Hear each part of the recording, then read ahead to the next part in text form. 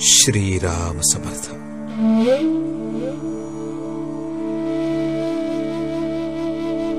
देव अत्यंत मायाळू आहे.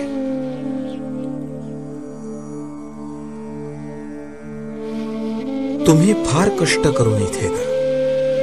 किती दगदग, किती त्रास तुम्हाला सोसावा लागतो. बरं, इथे आल्यावर हाल काय कमी होतात? परंतु इथे कशासाठी आपण येतो, आपल्याला काय हवे आहे हे आपल्याला कळते का? आपल्याला देव खरोखरच हवासा वाटतो का, याचा विचारच आपण फारसा करत नाही.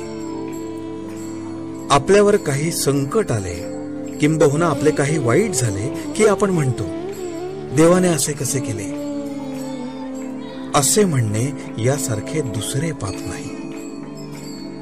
देवावर विश्वास न ठेवणारा माणूस यापेक्षा एक वेळ परवडला, कारण तो देवाने वाईट केले असे तरी म्हणणार नाही.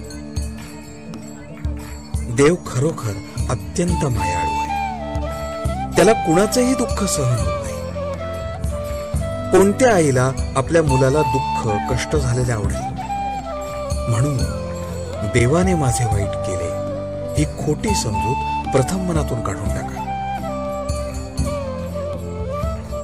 द्रौपदीला जेव्हा वस्त्रहरणासाठी दुःशासनाने भर सभेत खेचले, तेव्हा तिला वाटत होते की पांडवांना हे सहन होणार नाही. ते माझी विटंबना होऊ देणार नाहीत. ते दुःशासनाची खांडोळी करतील.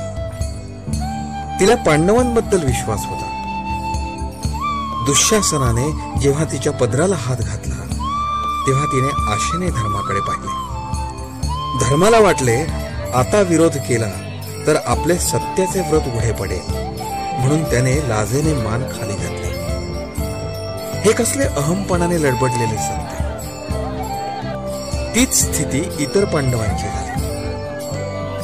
पुढे तिने भीष्माचार्यांकडे पाहिले, परंतु त्यांनीही मान खाली घातली. तेव्हा मात्र तिने जगाची आशा सोडली आणि कळकळीने परमात्मा श्रीकृष्णाला हात पाडले, आणि त्याने अनेक वस्त्रे पुरवून तिची अब्रू रक्षण केले. पुढे तिला एकदा श्रीकृष्ण भेटला असताना तिने त्याला विचारले की आधीच तू माझ्या बचावासाठी का नाही धावलास? तो दुष्ट केस धरून मला खेचून नेत असतानाच का नाही धावलास? तेव्हा श्रीकृष्ण म्हणाला, त्यात माझा काय दोष?